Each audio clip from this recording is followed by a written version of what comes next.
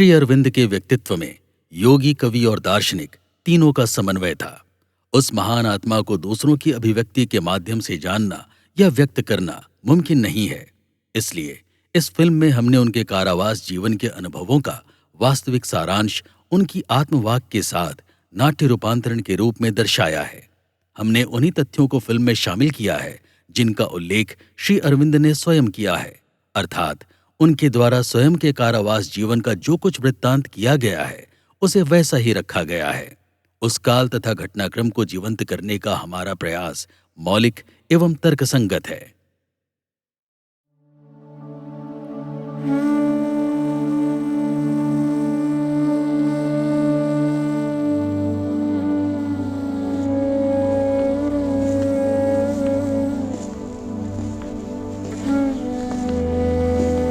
जब मैं अज्ञान में सोया पड़ा था तो मैं एक ऐसे ध्यान कक्ष में पहुंचा जो साधु संतों से भरा था। मुझे उनकी संगति उबाऊ लगी और स्थान एक बंदी गृह प्रतीत हुआ। जब मैं जगा तो भगवान मुझे एक बंदी गृह में ले गए और उसे ध्यान मंदिर और अपने मिलन स्थल में बदल दिया।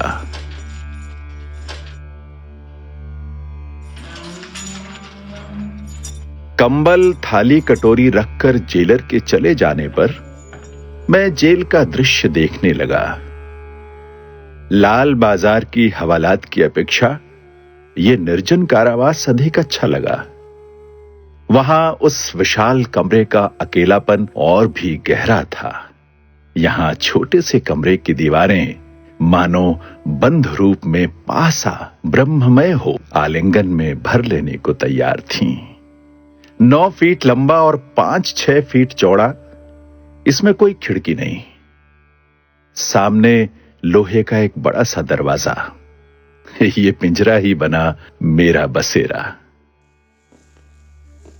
कमरे के बाहर था एक छोटा सा पथरीला आंगन और ईंट की ऊंची दीवार। सामने था लकड़ी का दरवाजा जो अक्सर खुला रहता था। ऐसे 6 कमरे पास पास थे। इन्हें कहा जाता था 6 डिक्री। डिक्री का मतलब है विशेष दंड का कमरा।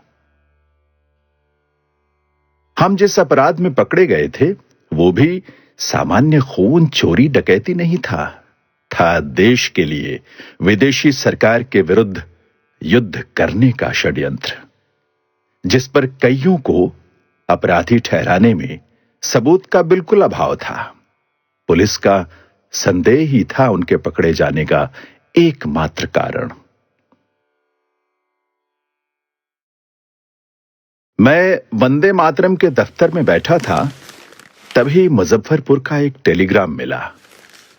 पढ़कर मालूम हुआ कि मुजफ्फरपुर में बम फटा है जिसमें 2 मेमों की मृत्यु हो गई है। उसी दिन के अंग्रेजी अखबार एम्पायर में यह भी पढ़ा कि पुलिस कमिश्नर ने कहा है, हम जानते हैं इस हत्याकांड में किन किन का हाथ है और वे जल्द ही गिरफ्तार किए जाएंगे। तब मैं ये नहीं जानता था कि मैं ही था इस संदेह का मुख्य निशाना। पुलिस की नजर में प्रधान हत्यारा, युवक दल का मंत्रदाता और नेता। यहां मुझमें और देश के साधारण अशिक्षित लोगों में कुछ भेद नहीं रखा गया, ये देख थोड़ा खुश हुआ। और फिर इस व्यवस्था ने तो मातृभक्ति के प्रेम भाव में आहुति का काम किया। मैंने इसे योग शिक्षा और द्वंद्व जय का अनोखा उपकरण और अनुकूल अवस्था माना। आंगन की शोभा बढ़ाती एक थाली और एक कटोरा अच्छी तरह मांजे जाने पर ये दोनों चांदी की तरह इस कदर चमकते थे मानो इसमें प्राण जुड़ जाते, और अपनी चमक में ब्रिटिश राजतंत्र की उपमा पर राजभक्ति के निर्मल आनंद का अनुभव करता था। थाली उस आनंद में इतनी उत्फुल्ल हो उठती थी कि उंगली का जरा सा जोर पड़ते ही वो घुमक्कड़ अरब दरवेशों की तरह चक्कर काटने लगती। ऐसे में एक हाथ से खाना और एक हाथ से थाली पकड़े रहने के सिवा कोई दूसरा चारा न रहता। थाली की अपेक्षा कटोरा था और भी अधिक प्रिय और उपकारी, मानो जीता जागता ब्रिटिश सिविलियन। कटोरे की जात नहीं, विचार नहीं, उसी कटोरे से पानी ले शौच किया, उसी कटोरे से मुंह धोया, स्नान किया, कुछ देर बाद उसी में भोजन करना पड़ा। उसी कटोरे में दाल या तरकारी डाली गई, उसी कटोरे से पानी पिया और कुल्ला किया। ऐसी वस्तु जिसका उपयोग विभिन्न कार्यों में किया जा सके, वो केवल अंग्रेजों की जेल में ही मिलनी संभव है। कटोरा मेरे लिए ये सब सांसारिक उपकार कर योग साधना में भी सहायक बना। घृणा परित्याग कराने का ऐसा सहायक और उपदेशक कहां पाऊंगा?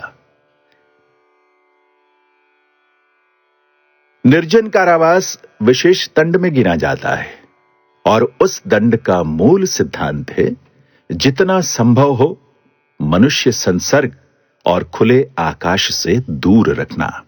बाहर शौच की व्यवस्था करने से तो यह सिद्धांत भंग होता, अतः कोठरी में ही तारकोल पुती टोकरी दी जाती थी। सवेरे शाम मेहतर साफ कर जाता था, किंतु असमय पाखाना जाने से घंटों दुर्गंध भोग कर प्रायश्चित करना पड़ता था।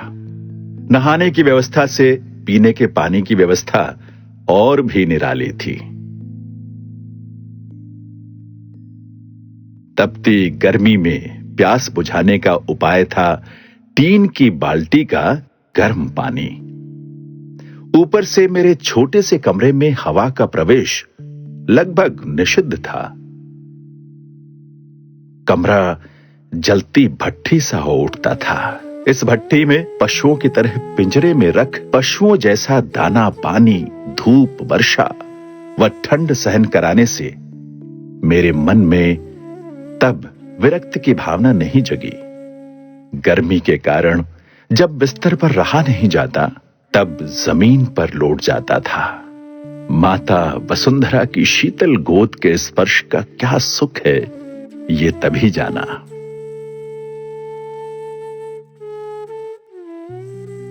आंगन का दरवाजा खुला होने पर बाहर जेल की खुली जगह और कैदियों का आना जाना देख सकता था। 6 डिग्री के 6 कमरों के सामने जो संतरी घूमता रहता, उसका चेहरा और आहट बहुत बार परिचित बंधु के चलने फिरने की तरह प्रिय लगता। कमरे के बगल से गौशाला के कैदी सामने से गौवें चराने ले जाया करते। गौवें और गोपाल थे प्रतिदिन के प्रिय दृश्य। इस निर्जन कारावास में अद्भुत प्रेम की शिक्षा पाई।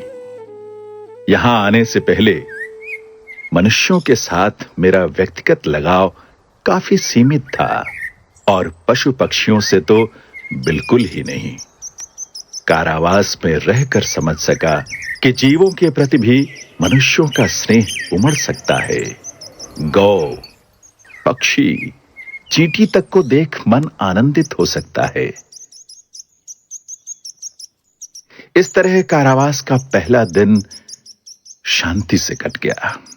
सभी कुछ था नया, इससे मन में स्फूर्ति जगी। उस रात जल्दी ही सो गया, किंतु निश्चिंत होकर सोना निर्जन कारावास का नियम नहीं। उससे कैदियों में भोग विलासता की भावनाएं जग सकती हैं। इसलिए जितनी बार पहरा बदलता, उतनी बार कैदी को हांक मारकर उठाया जाता था। अगले दिन सवेरे 4:15 बजे जेल की घंटी बजी। कैदियों को जगाने के लिए यह पहली घंटी थी। कुछ मिनट बाद दूसरी बजती। इसके बाद कैदी कतार में बाहर आ, हाथ मुंह धो, लपसी खा दिन भर की मशक्कत में लग जाते। लपसी अर्थात मांड सहित उबला भात। इसे केवल भूख से सताए जाने पर ही खाया जा सकता है। उस दिन मुझसे खाया नहीं गया, केवल एक नजर देख लिया। दोपहर को भोजन परोसा जाता था। इंसान का खाना इतना बेस्वाद और बेतुका हो सकता है, ये पहले नहीं जानता था। साग की ये मलिन गाढ़ी कृष्ण मूर्ति देखकर ही डर गया। शाम का खाना होता 5 साढ़े 5 बजे। उसके बाद दरवाजा खुलना मना था। भगवत भक्त शांत रात्रि की गोद में ईश्वर के साथ होने का अनुभव कर प्रार्थना या ध्यान में जुट जाते। रात को इन अभागे पतित प्राणियों का ये अलीपुर जेल घोर शांति में डूब जाता।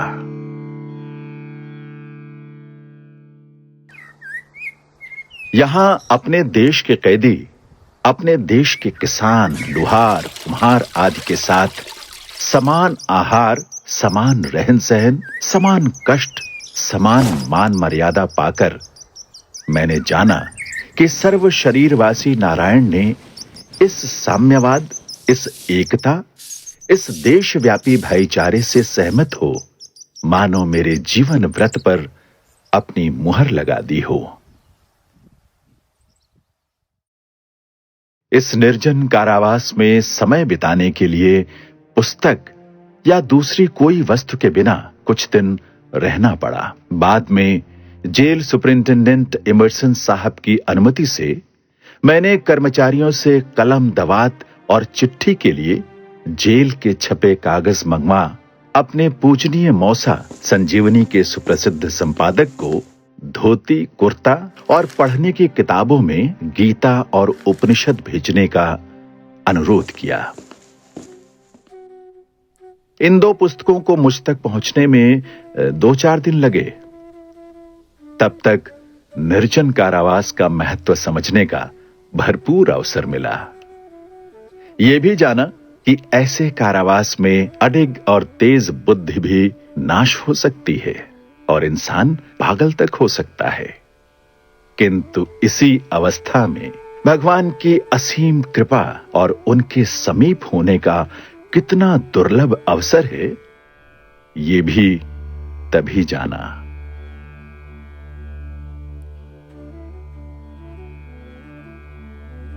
अनेक दिशाओं में भागने वाले चंचल मन को एकाग्र चित्त कर ध्यान लगाना किसी अनभ्यस्त मनुष्य के लिए सहज नहीं। इसीलिए किसी तरह 1-2 घंटे मन को एकाग्र चित्त कर पाता, फिर मन विद्रोही हो उठता, देह भी सुन्न पड़ जाती। पहले अलग अलग विचारों में व्यस्त रहता था, बाद में उस मौन चिंतन की विषय शून्य असहनीय अकर्मण्यता से मन धीरे धीरे चिंतन शक्ति रहित होने लगा।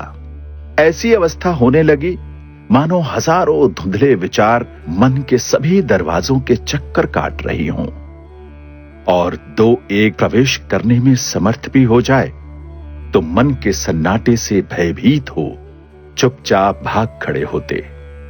इस अनिश्चित अवस्था से अत्यधिक मानसिक कष्ट पाने लगा।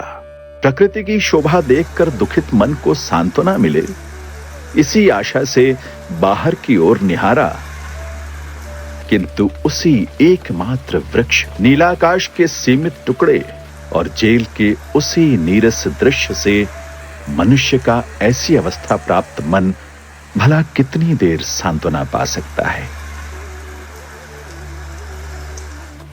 दीवारों की ओर ताका, जेल की कोठरी की उस निर्जीव सफेद दीवार को देख मन जैसे और भी अधिक लाचार हो केवल बंधे होने की सजा ही पा सका और मस्तिष्क के पिंजरे में छटपटाने लगा। फिर से ध्यान करने बैठा, किसी भी तरह ध्यान न कर सका और उस तीव्र विफल इच्छा से मन और भी अधिक खिन्न और सुस्त होने लगा। चारों ओर नजर दौड़ाई, अंततः जमीन पर कुछ बड़ी बड़ी काली चींटियों को बिल के पास घूमते फिरते देखा। उनकी गतिविधि और क्रियाकलाप को देखते हुए समय कट जाता, फिर भी पूरा दिन बिताने का कोई उपाय नहीं जुटता था। मन को समझाया, जबरदस्ती विचारों को खींच लाया, किंतु दिन प्रतिदिन मन विद्रोही होने लगा, हाहाकार करने लगा। समय मानो मन पर असहनीय भार बन पीड़ा पहुंचा रहा हो। मन उस भार से हाँफने तक की शक्ति नहीं पा रहा था। मानो स्वप्न में शत्रु द्वारा आक्रांत गला घोंटने से व्यक्ति मरा जा रहा हो और हाथ पैर होते हुए भी हिलने डुलने की शक्ति ना हो। ये अवस्था देख मैं आश्चर्यचकित रह गया। सच है कि मुझे सुस्त और अचेत पड़े रहना कभी नहीं रुचा। फिर भी कितनी ही बार अकेला रह चिंतन मनन में समय गुजारा है। घर में रहते अकेला रहना अलग बात है और दूसरे की इच्छा से कारावास में अकेला रहना बिल्कुल दूसरी बात है। वहां जब चाहूं लोगों के साथ बातचीत, उठना बैठना कर सकता हूं। किताबी ज्ञान और भाषा लालित्य में, बंधु बांधवों की बातों और विचारों में, रास्ते के कोलाहल में, दुनिया की विविधता में मन बहला सकता हूं। किंतु यहां कठोर नियमों में बंधे दूसरे की इच्छा से सब संसर्गों से दूर रहना होगा। सुना था जो अकेलापन सह सकता है वो या तो देवता है या पशु। इंसान के लिए अकेला समय बिताना कठिन है। पहले इस बात में विश्वास नहीं कर पाता था। अब समझा कि सचमुच योगाभ्यस्त साधकों के लिए भी ये संयम सहज नहीं। उस समय नहीं समझ सका था कि भगवान मेरे साथ खेल रहे हैं, खेल खेल में कुछ आवश्यक शिक्षाएं दे रहे हैं। मन की ऐसी अवस्था में कोई भी पागल हो सकता है। उन्होंने ऐसा महसूस करवाकर यूरोपीय जेल प्रणाली का घोर विरोधी बना दिया, जिससे मैं देश दुनिया को इस बर्बरता से अलग उदारवादी जेल प्रणाली का पक्षपाती बनाने की कोशिश करूं, ये थी उनकी पहली शिक्षा। भगवान की दूसरी योजना थी मेरे मन की इस दुर्बलता को हमेशा के लिए नष्ट करना। जो योगावस्था के प्रार्थी हैं, उन्हें भीड़ और अकेलापन दोनों एक जैसा लगना चाहिए। वास्तव में बहुत थोड़े ही दिनों में यह दुर्बलता चली गई। अब लगता है कि 20 साल अकेले रहने पर भी मन चंचल नहीं होगा। तीसरी योजना थी मुझे यह शिक्षा देना कि मेरे योगाभ्यास में मेरी मर्जी से कुछ नहीं होगा। श्रद्धा और संपूर्ण आत्मसमर्पण ही है सिद्धि पाने का रास्ता। भगवान प्रसन्न हो तो स्वयं जो शक्ति, सिद्धि या आनंद देंगे, उसे ही ग्रहण कर उनके कार्य में लगाना ही मेरी योग इच्छा का एकमात्र उद्देश्य होगा। जिस दिन से अज्ञान का घोर अंधकार छटने लगा, उसी दिन से मैं जगत की सब घटनाओं का निरीक्षण करते करते मंगलमय श्री हरि के आश्चर्यमय अनंत मंगल स्वरूप की उपलब्धि कर रहा हूं। इस तरह मन की इच्छा से पीड़ित हो कुछ दिन कष्ट से समय कटा। एक दिन दोपहर को कुछ सोच रहा था, विचार उमड़ने लगे। अचानक सारे विचार इतने असंतुलित और असंगत होने लगे कि मैं समझ गया कि विचारों पर बुद्धि की अवरोधक शक्ति समाप्त हो चुकी है। उसके बाद जब शांत हुआ तो देखा कि बुद्धि की अवरोधक शक्ति समाप्त होने पर भी स्वयं बुद्धि लुप्त या पल भर को भी भ्रष्ट नहीं हुई, बल्कि शांत भाव से मन के इस अद्भुत कार्य का जैसे निरीक्षण कर रही थी। किंतु तब मैं पागलपन के भय से भयभीत हो इस ओर ध्यान नहीं दे पाया। हृदय से भगवान को पुकारा, अपने बुद्धि भ्रंश के निवारण के लिए कहा।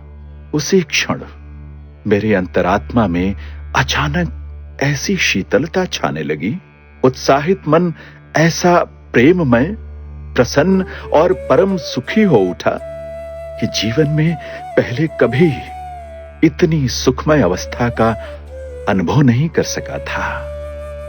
जैसे शिशु मां की गोद में आश्वस्त और निर्भीक हो सोया रहता है, मैं भी मानो विश्व जननी की गोद में उसी तरह सोया रहा। इसी दिन से मेरा कारावास का कष्ट समाप्त हो गया। उसके बाद जब पुस्तकें आईं, तो उनकी आवश्यकता बहुत कम रह गई थी। पुस्तकें ना आने पर भी अब मैं रह सकता था।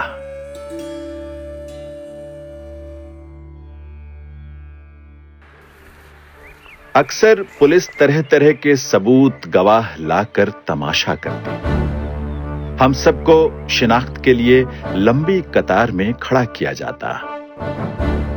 गिरफ्तारी के बाद पहली बार शिनाख्त की ऐसी एक परेड में मैं अपने भाई बारिंद्र को देख पाया, किंतु तब उसके साथ कोई बातचीत नहीं हुई। जिस दिन से मुझे सवेरे शाम डिक्री के आगे खुली जगह में घूमने की अनुमति मिली, मेरे स्वाधीन राज्य की दो सीमाएं बन गईं। एक ओर जेल का कारखाना, दूसरी ओर गौशाला। इन दो सीमाओं के बीच घूमते घूमते या तो उपनिषद के भावपूर्ण अक्षय शक्तिदायक मंत्रों को दोहराया करता, या फिर कैदियों का क्रियाकलाप और गतिविधि देख सर्वघट में नारायण हैं इस मूल सत्य को जानने की कोशिश करता। वृक्ष, गृह, प्राचीर, मनुष्य, पशु पक्षी, धातु, मिट्टी यानी सर्वभूतों में सर्वम खलविदम ब्रह्म मंत्र का मन ही मन उच्चारण कर इस उपलब्धि को स्थापित करता। ये करते करते ऐसा भाव हो जाता कि कारागार अब कारागार जैसा ना लगता। वो उच्च प्राचीर, वो लौह कपाट, वो सफेद दीवार, वो सूर्य की किरणें, सुंदर वृक्ष, वो छोटा मोटा सामान मानो अब अचेतन नहीं रहा, सजीव हो उठा। ऐसा लगता कि वे मुझसे स्नेह करते हैं, मुझे गले लगाना चाहते हैं। मनुष्य, गौ, चींटी, पंछी चल रहे हैं, उड़ रहे हैं, गा रहे हैं, बातें कर रहे हैं, पर है ये सब प्रकृति का खेल। भीतर एक महान निर्मल आत्मा जो सांसारिक माया मोह, राग द्वेष आदि से दूर आनंद में मग्न हो विराजमान है।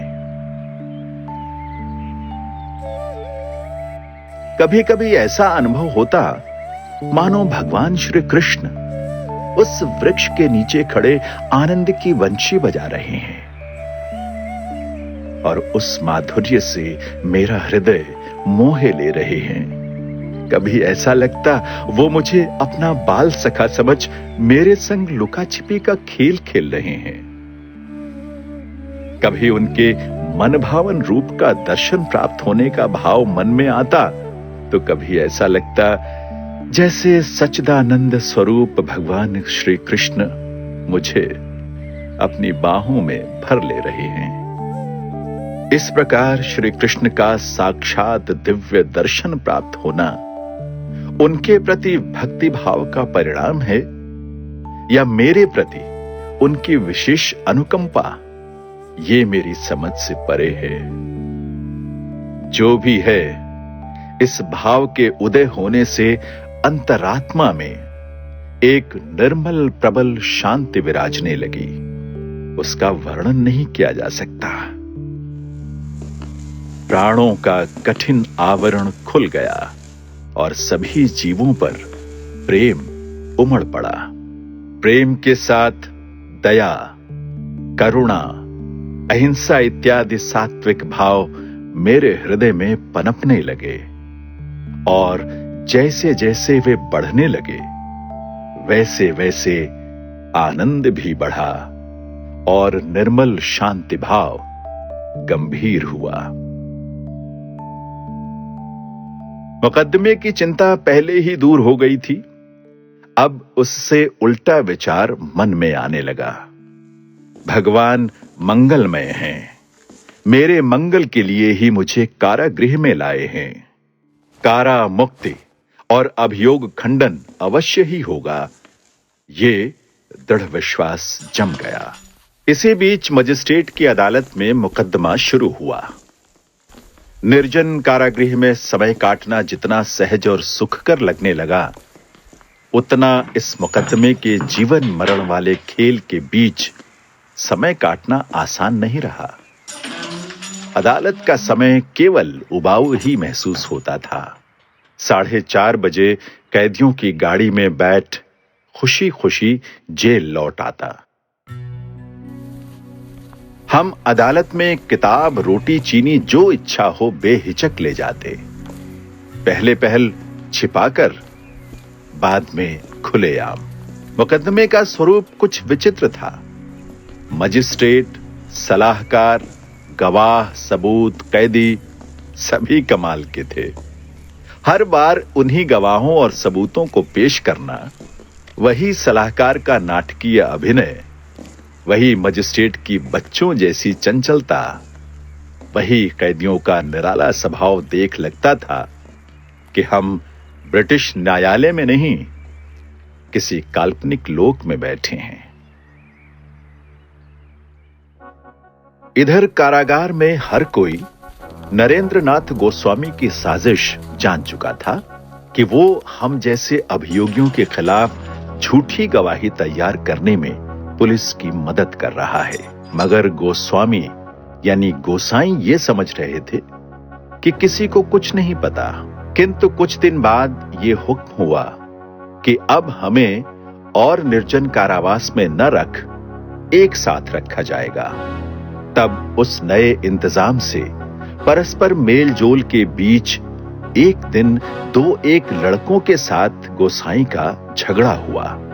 फिर गोसाई समझ गए कि उनकी साजिश का सबको पता चल चुका है। साथ ही पुलिस ने गोसाई को सबके बीच में रख षड्यंत्र की गुप्त बातें निकलवाने के लिए ये उपाय किया है। एक साथ रहने से सभी खुश हुए, पर मैं नहीं, क्योंकि उस समय मैं लोगों से मिलना जुलना नहीं चाहता था।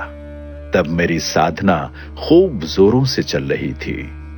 समता, निष्कामता और शांति का कुछ कुछ स्वाद पाया था, किंतु तब तक ये भाव दृढ़ नहीं हुआ था। लोगों के साथ मिलने से दूसरों की सोच विचार का असर मेरे अपरिपक्व चिंतन पर पड़ते ही इस नए भाव का नाश हो सकता था, और ऐसा ही हुआ। उस समय नहीं जानता था कि मेरी साधना की पूर्णता के लिए विपरीत भाव आना आवश्यक है। इसीलिए अंतर्यामी ने मुझे मेरी प्रिय निर्जनता से वंचित कर असाधारण रजोगुण के बहाव में बहा दिया। ये नया स्थान एक बड़ा कमरा था जो एक बड़े बरामदे में खुलता था। मैं उस कमरे के एक कोने में रहा करता था। मेरे भाई बारीन की तरह वे सभी जिन्होंने आध्यात्मिक जीवन के प्रति आकर्षण का अनुभव किया था, मेरे चारों ओर आ जुटे। कुछ ने बीच में अपना आसन जमाया, जिसकी बागडोर संभाली उपेंद्र ने, और दूसरी ओर नास्तिकों और तर्क बुद्धिजीवियों की टोली थी, जिसके कर्ता धर्ता थे हेमचंद्र दास। इन्हीं दिनों एक ओर बारीन अपने साथियों के साथ जेल से भागने की योजना बनाने लगे, मगर मैंने इस योजना में शामिल होने से साफ मना कर दिया। मैंने कहा, मैं तो न्यायालय में उपस्थित होऊंगा। दूसरी ओर कनाईलाल दत्त और सत्येंद्रनाथ बोस की अगुवाई में कैदियों का एक और दल गद्दार नरेंद्रनाथ गोस्वामी को जान से मारने की योजना में जुटे थे, जिसकी भनक शायद पुलिस को भी ना थी। फिर भी जेल प्रशासन ने अपने मुखबिर नरेंद्रनाथ गोस्वामी की सुरक्षा की दृष्टि से उसे यूरोपियन कैदियों के लिए आरक्षित विभाग में स्थानांतरित कर दिया था। इस बीच सत्येंद्रनाथ बोस और कन्हैयालाल अलग अलग बीमारी के बहाने अस्पताल में भर्ती हो गए। किसी तरह सत्येंद्रनाथ बोस ने नरेंद्रनाथ गोस्वामी से संपर्क साधा और उससे कहा कि बीमारी के कारण जेल जीवन उसके लिए असहनीय हो उठा है। यहां घुट-घुट कर मरने से पहले वो उसे सारी गुप्त जानकारी देना चाहता है। गोस्वामी को इनसे मिलने जुलने की स्वीकृति मिल गई और पहली 2 मुलाकातों में ही सत्येंद्रनाथ बोस और कन्हैयालाल सहित उसके सहयोगियों ने गोस्वामी को अपने विश्वास में ले लिया और इस तरह गोस्वामी ने षड्यंत्र से जुड़ी अहम जानकारियां मिलने की आस में तीसरी बार इनसे मिलना स्वीकार कर लिया।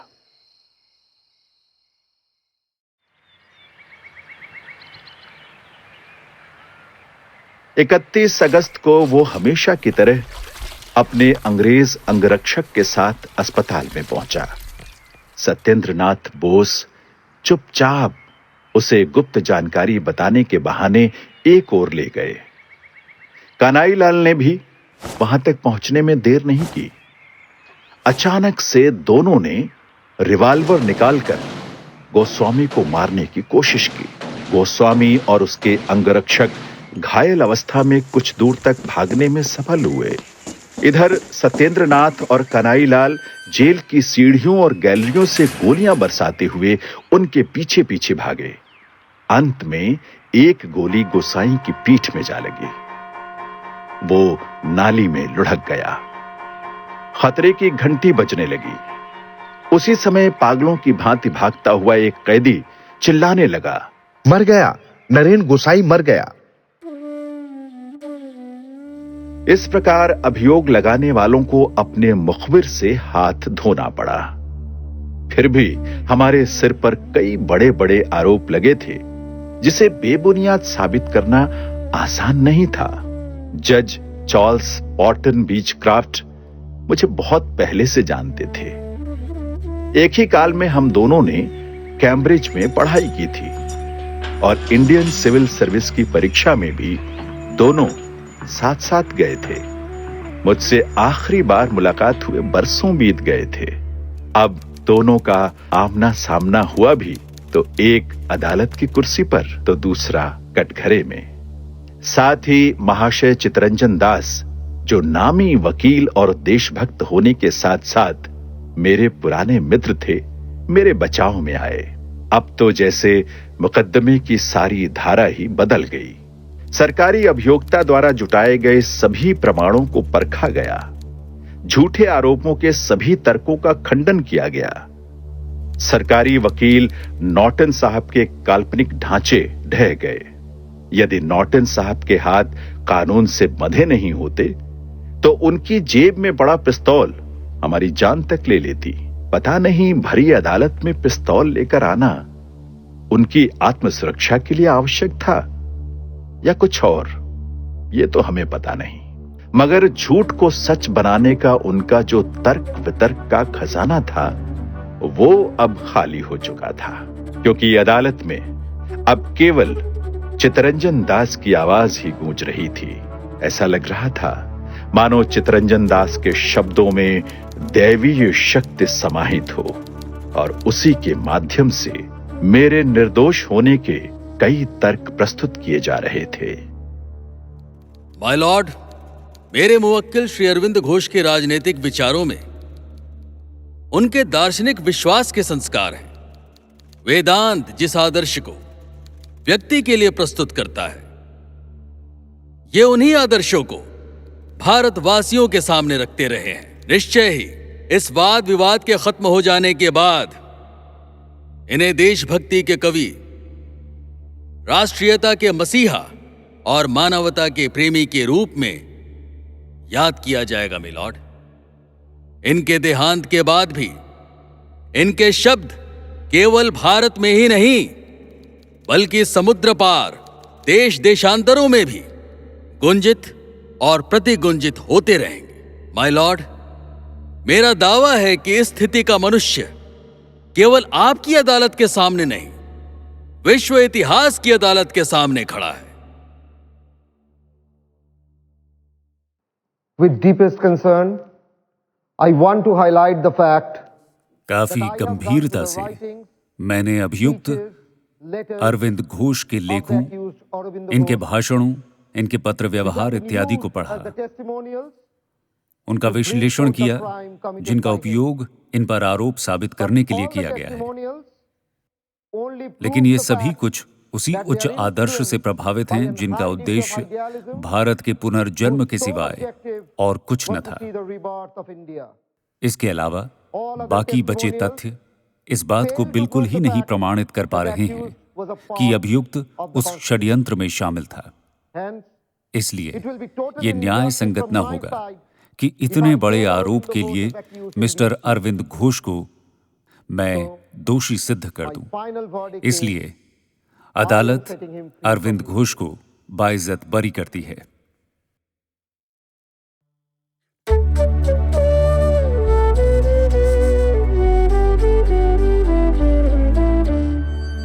कारावास जीवन के पूरे 1 वर्ष बाद मैं हमेशा के लिए बाहर निकला। अब मुझे एक अलग तरह की क्रांति में जुटना था। ये थी आध्यात्मिक क्रांति, जिसमें न केवल भारत के लक्ष्य की बल्कि पृथ्वी के भविष्य की बाजी लगी थी।